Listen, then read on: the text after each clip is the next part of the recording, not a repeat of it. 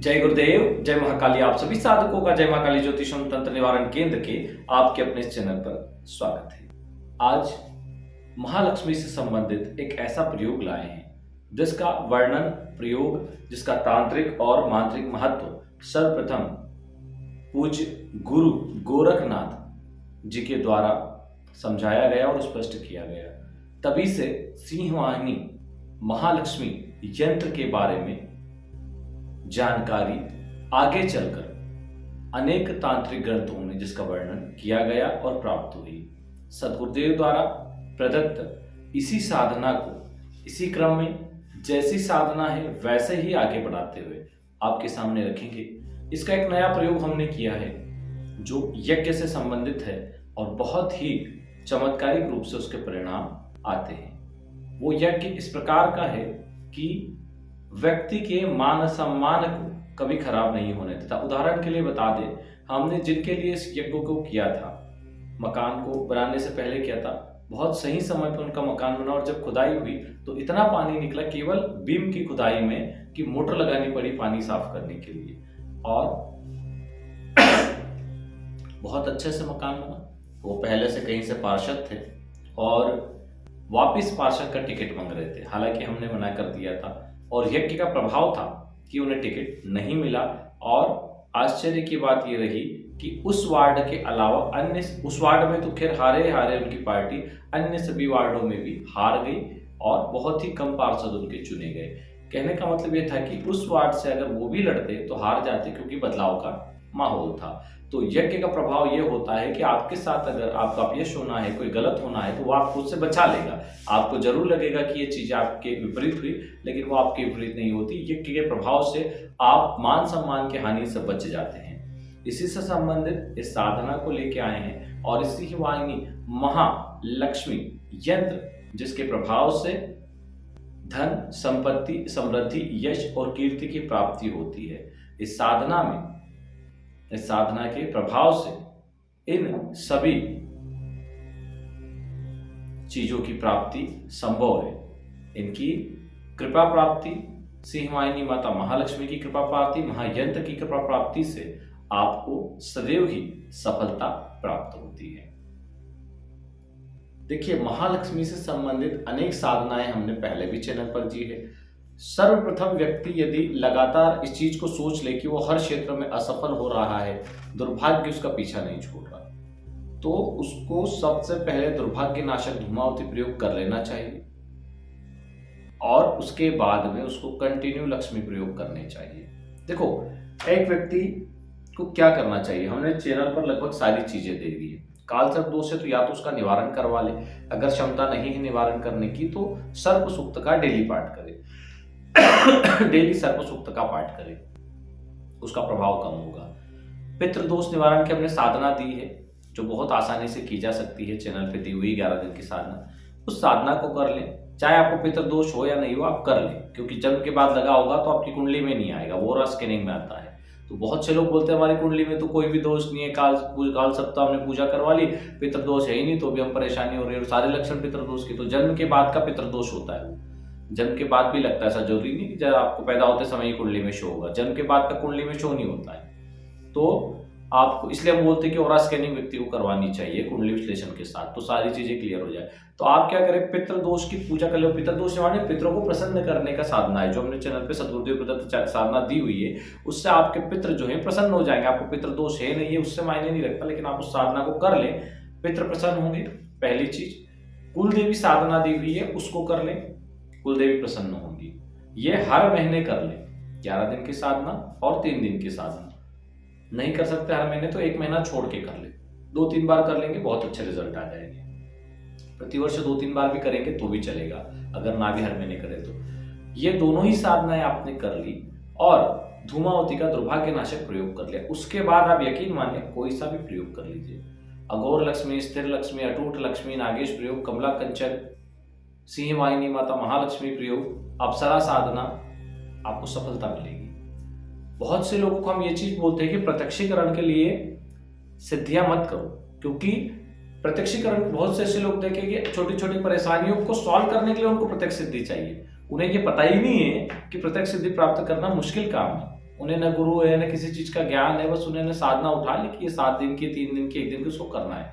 उनको कुछ समझ में नहीं आता, तो थोड़ा मूर्खता वाली बातें हो जाती है कि साधना सिद्धि बहुत ही सिस्टमेटिक तरीके से की जाती है, ऐसे उठ के नहीं कर जाती कि मन में आया और बैठ गए, तो उससे क्या हो जाएगी क्या? आपके लिए फालतू थोड़ी बैठी है सिद्धियां। तो एक सिस्टमेटिक तरीके से आगे चलना चाहिए। ये प्रयोग करने के बाद में आप सबसे पहले आर्थिक रूप से मजबूत होने के लिए लगातार लक्ष्मी प्रयोग करें, और अगर आप शत्रुओं से पीड़ित है तो महीने में एक शनिवार, मंगलवार, इन दोनों ही दिनों में या रविवार या अमावस्या को आप शत्रुनाशक प्रयोग कर ली। माँ पीताम्बर प्रयोग दिया हुआ है हमने, मुंडमालिनी प्रयोग है, महाकाली प्रयोग है, महाकाली धूमावती साइज बीज मंत्र प्रयोग है। अगर तंत्र है या शत्रु बाधा है तो इससे संबंधित आप प्रयोग कर ले, आपको 100% लाभ मिलेगा। क्या होता है कि ये सारी समस्याएं लगातार शत्रु के द्वारा किए गए तंत्र, टोने, टोटके ये व्यक्ति को बहुत पीछे कर देते हैं। तो आप चुपचाप बैठे रहेंगे या किसी के भरोसे बैठे रहेंगे कि उस मंदिर में सर टेकने से कुछ हो जाएगा, वो बाबा मेरे सर पे हाथ रख देंगे तो कुछ हो जाएगा, वो बाबा ने बोल दी कृपा बरसेगी हो जाए, कुछ नहीं होना है, कुछ भी नहीं होना है। यकीन मानिए, भगवान श्री कृष्ण ने अर्जुन को कहा तू कर्म कर, फल की इच्छा मत कर।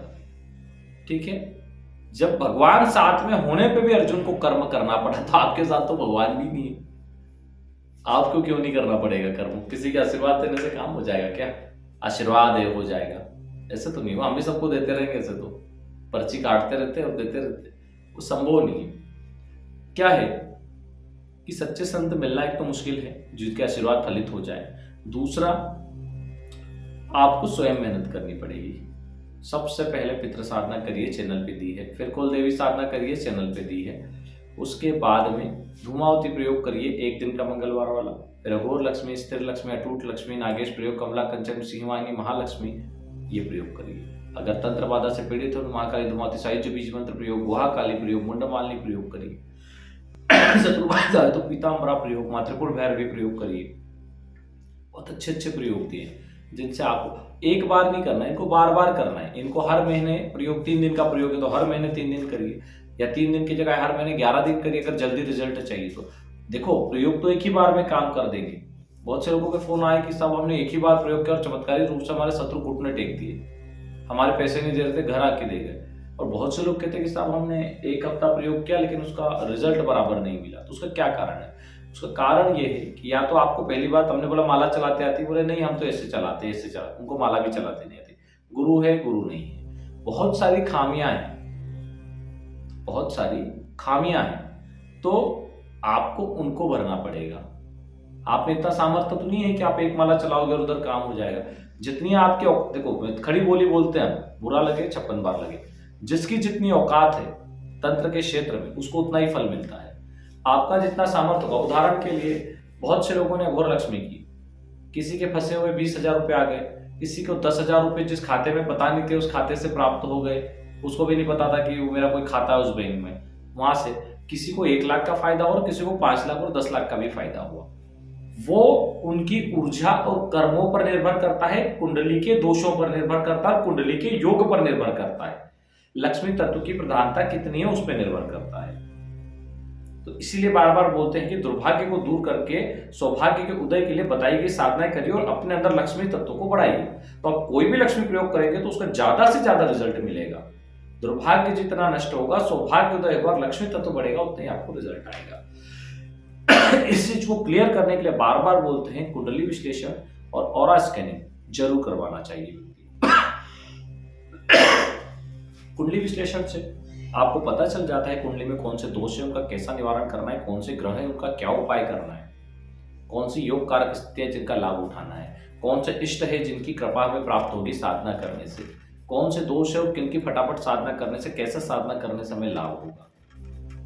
व्यापार करें, नौकरी करें, विवाह की स्थिति क्या रहेगी, भूमि भवन वाहन प्राप्त होंगे, इन सारे सवालों के जवाब कुंडली और ऑरा में मिल जाएंगे आपको। ऑरा स्कैनिंग इसलिए कि जन्म के बाद अगर पितृदोष लगा होगा तो वो भी क्लियर हो जाएगा।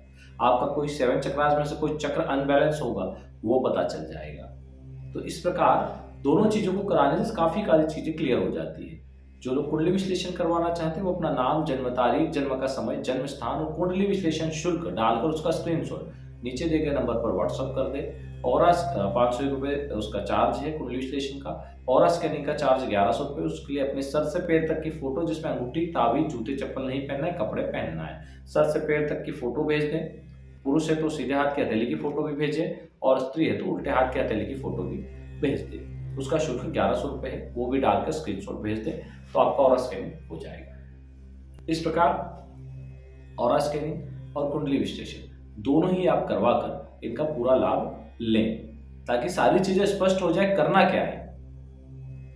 क्योंकि कई बार क्या होता है, व्यक्ति दोष निवारण कर लेता है फिर भी उसको पता नहीं चलता कि समस्या क्यों आ रही। पता चले कि मणिपुर चक्र डिस्टर्ब है, तंत्र से परेशान है तो हृदय चक्र डिस्टर्ब है। तो ऐसी बहुत सारी चीजें होती है, उनको क्लियर करना बहुत जरूरी है। तो जब क्लियर हो जाती है तो आपको एक रास्ता मिल जाता है आपको करना क्या है।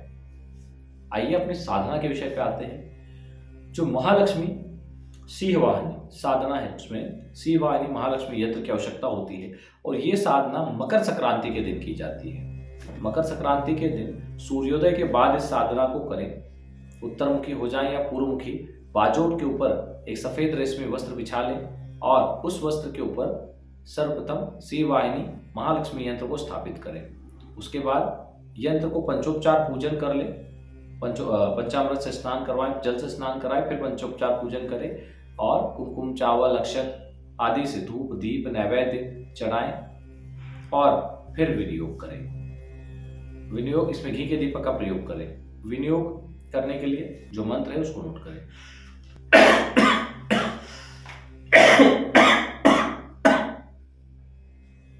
इसमें यंत्र को स्थापित करके यंत्र के ऊपर 9 कुमकुम की बिंदियां लगा दे। ये 9 निधि की प्रतीक है।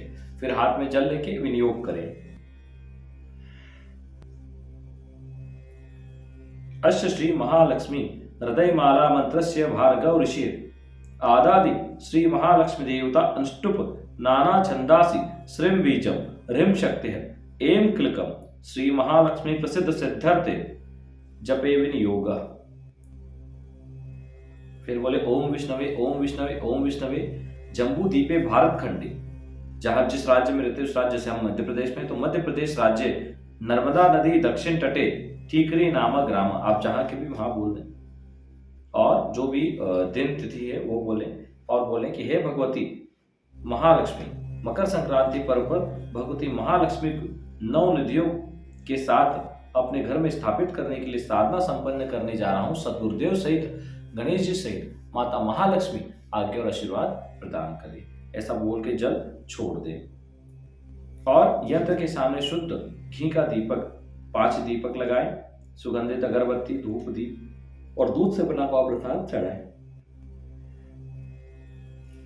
फिर हाथ जोड़कर माता का ध्यान करें। हस्तोद्वेन कमले धारयन्ती सुलीलया हारन पुर संयुक्ताम लक्ष्मीं देवीं विचंते। इस प्रकार उनका ध्यान करने के पश्चात महालक्ष्मी माला से 21 माला इस मंत्र का जप करें। मंत्र को भी नोट कर लीजिए।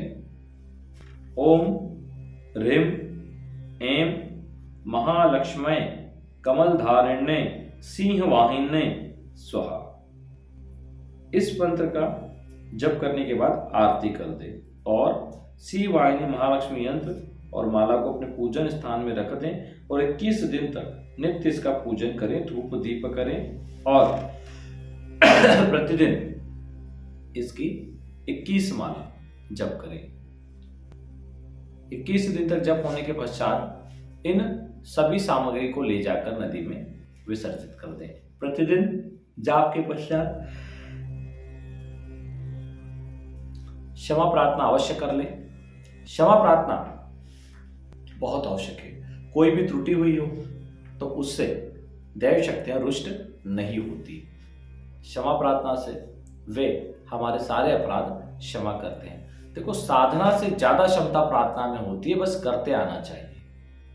इस चीज को आप हमेशा ध्यान रखें। जब फंस जाओ, साधना का समय ना हो, तो सच्चे मन से प्रार्थना करें और विश्वास करें कि मेरा एक कार्य जरूर बनेगा। तो जरूर बनेगा, आपका कार्य बिल्कुल बनेगा, क्योंकि आपकी प्रार्थना में बहुत क्षमता होती है, बस उसको आप सच्चे मन से नहीं करते। इसीलिए सब पूरी होने में उसमें संदेह रहता है। अब इस साधना में क्या करना है, आपको ब्रह्मचर्य का पालन करना है, एक समय भोजन करें। जो लोग एक समय नहीं कर सकते या बीमार है वो 2 समय भी कर सकते हैं, लेकिन बिना लहसुन प्याज का करें। एक समय वालों को भी बिना लहसुन प्याज ही करना है। बिना लहसुन प्याज भोजन करें, जमीन पर अपना बिछौना बिछाएं, वहीं शयन करें। अगर पूजा रूम में ही सो रहे हैं तो सर अपना जिधर यंत्र वगैरह रखा है उधर सर रखें, पैर उस साइड ना रखें, लेकिन ध्यान रखें उत्तरमुखी या पूर्वमुखी ही सोए। छोटी छोटी चीजों को ध्यान रखना बहुत आवश्यक है। साधना काल में दाढ़ी कटिंग ना बनवाएं, लब शेविंग वगैरह ना करवाएं, नाखून वगैरह ना काटें, किसी से झगड़ा ना करें, औरतों से बिल्कुल भी बहस ना करें, बच्चों को ना डांटें। गुस्सा तो एकदम छोड़े कि गुस्सा आता ही है, क्रोध छोड़ दे, क्योंकि जिस प्रकार ब्रह्मचर्य टूटने से साधना खंडित होती है, क्रोध या विवाद से भी साधना खंडित हो जाती है। अक्सर देखने में आया है कि साधना के समय उच्चाटन बहुत होता है लोगों में, साधना को छोड़ देने का मन करेगा। जैसे तांत्रिक तो नवग्रह मंत्र का आप 1.25 लाख अनुष्ठान करेंगे तो 30 से 40 हजार 45 हजार मंत्र तक तो आपको ऐसा लगेगा कि मुझे साधना छोड़ देनी चाहिए। और साधना छोड़ने के साथ आपके झगड़े भी होंगे, विवाद भी हो जाते हैं। ऐसा लीलावती अप्सरा साधना में भी होता है, उसमें पति पत्नी के होते हैं। लेकिन जैसे ही आप 50,000 मंत्र जप पे गए, सब कुछ वापस नॉर्मल होकर बहुत अच्छे से प्रेम से वो चीजें होने लग जाती है। क्यों? ये इन मंत्रों का प्रभाव है, उस प्रभाव से परे रहना है अपन को। अगर आप 50,000 मंत्र क्रॉस कर लेते हैं तो आपको कोई दिक्कत नहीं आएगी।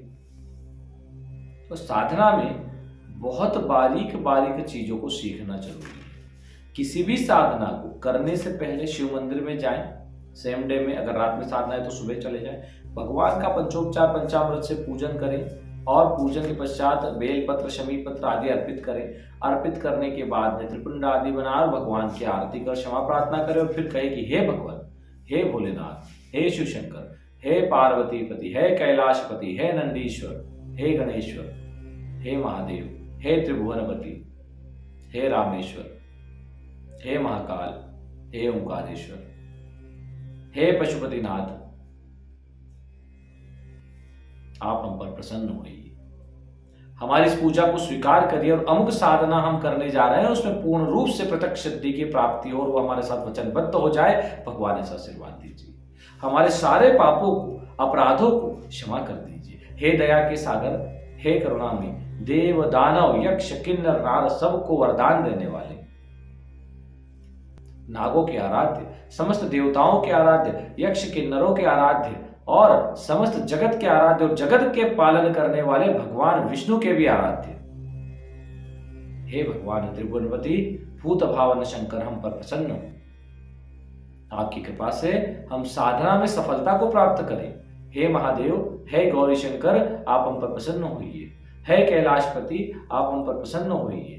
हे महानाग कंकण धारण करने वाले, हम पर प्रसन्न होइए। हे वासुकी नाग को गले में धारण करने वाले, हम पर प्रसन्न होइए। हे चंद्रमा को मस्तक पर धारण करने वाले, हम पर प्रसन्न होइए। हे गंगा को अपनी जटाओं में धारण करने वाले और जगत का कल्याण करने वाले भोलेनाथ, हम पर प्रसन्न होइए। हे नंदी की सवारी करने वाले, हे भोलेनाथ, हम पर प्रसन्न होइए। हे पिनाक को धारण करने वाले भगवान भोलेनाथ, हम पर प्रसन्न होइए। हे त्रिशूल धारण करने वाले महाशिव, हम पर प्रसन्न होइए। हे त्रिपुरासुर का वध करने वाले और जगत को अभय देने वाले भोलेनाथ, हम पर प्रसन्न होइए। हे सभी जगत के रक्षक भगवान भोलेनाथ, हम पर प्रसन्न होइए। इस प्रकार विविध प्रकार की प्रार्थना से, स्तुति से, मनोभाव से, आत्मा से भगवान की स्तुति कर उन्हें प्रसन्न करिए और प्रसन्न करके फिर साधना में आप लग जाइए। देखिए भगवान भोलेनाथ की कैसे कृपा होती है। देखो, सबसे आसानी से मानने वाले देव हैं, सबसे आसानी से। तो उनकी कृपा से जो प्राप्त करना चाहो कर सकते हो। वैष्णव और शिव में अंतर नहीं माना जाता। जो करता है वो पाप का भागी होता है। बहुत से मूर्ख लोग करते हैं, शिव जी ये विष्णु जी, अरे मूर्खों, भेद नहीं करना, पाप लगेगा। वो दोनों एक ही है। राम जी और शिव जी कोई अलग अलग नहीं, तो इसलिए उनको रामेश्वर कहा जाता है। राम जी से हनुमान जी ने पूछा कि प्रभु रामेश्वर का मतलब क्या है, तो उन्होंने कहा कि राम के जो ईश्वर है वह रामेश्वर है। तो उधर शिव जी हंसने लग गए। ये हम नहीं कर रहे, हमने रामानंद सागर जी के सीरियल में देखा था, बड़े ज्ञानी व्यक्ति हैं रामानंद सागर जी, उसमें देखा था हमने। तो राम जी हंसने लग गए, अपना शिव जी हंसने लग गए। तो जगदम्बा माता ने पूछा कि प्रभु हंस क्यों रहे हो, तो बोले हमारे स्वामी ने बोले रामेश्वर का मतलब ही बदल दिया। तो बोले फिर असली मतलब क्या है, तो बोले राम जिसके ईश्वर है वो रामेश्वर है। राम जी ने क्या बोला कि जो राम के ईश्वर हैं वो रामेश्वर है, और शिव जी क्या बोल रहे हैं, राम जिसके ईश्वर है वो रामेश्वर है। मतलब दोनों एक दूसरे को अपना इष्ट मानते हैं। और सिर्फ मैं इसकी बात नहीं करूंगा केवल सीरियल की, मैं बात कर रहा हूं कई जगह, चाहे आप शिव पुराण ले, विष्णु पुराण ले, या रामायण जी भी ले ले, कई जगह आप इस चीज को पढ़ेंगे कि भगवान शिव सदा सर्वदा राम नाम का जप करते हैं, और भगवान विष्णु अपने सभी अवतारों में भगवान शिव को अपना आराध्य मानते हैं। तो भगवान राम और भगवान शिव अलग अलग नहीं है। केवल वैसे तो भगवान शिव, भगवान ब्रह्मा और भगवान नारायण तीनों ही अलग अलग नहीं है, कर्तव्य पालन के लिए एक ही शक्ति के तीन भाग हुए। तो जो इनको अलग अलग मानता है वास्तव में अविवेकी है। चलिए आज के लिए इतना ही। अगले वीडियो में कुछ विशेष जानकारियों के साथ पुनः मिलेंगे। जय गुरुदेव, जय महाकाली।